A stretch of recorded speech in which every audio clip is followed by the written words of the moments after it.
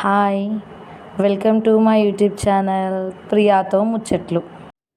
ఇవాళ మనం చేసుకోబోయే రెసిపీ వచ్చేసి సేమియా పాయసం.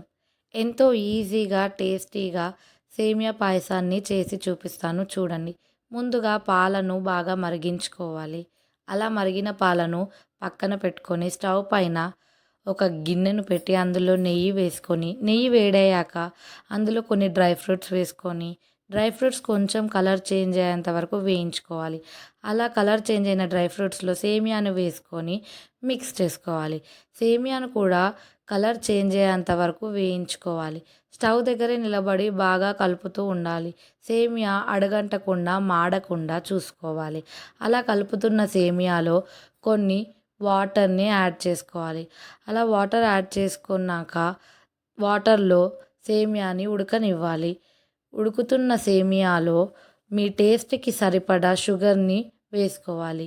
షుగర్ వేసుకున్నాక అది మెల్ట్ అయ్యేంత వరకు మిక్స్ చేసుకుంటూ ఉండాలి. అలా మిక్స్ చేసుకున్న సేమియాలో ముందుగా మరిగించి పెట్టుకున్న పాలను పోసి సేమియాను పాలల్లో ఉడకనివ్వాలి. అంతే. అలా పాలల్లో ఉడికాక సేమియా ఎంతో ఈజీ అయిన టేస్టీ సేమియా పాయసం రెడీ. నా వీడియో కనుక మీకు నచ్చినట్టయితే ప్లీజ్ లైక్ చేయండి, షేర్ చేయండి, కామెంట్ చేయండి. Don't forget to subscribe to my channel ప్రియాతో ముచ్చట్లు.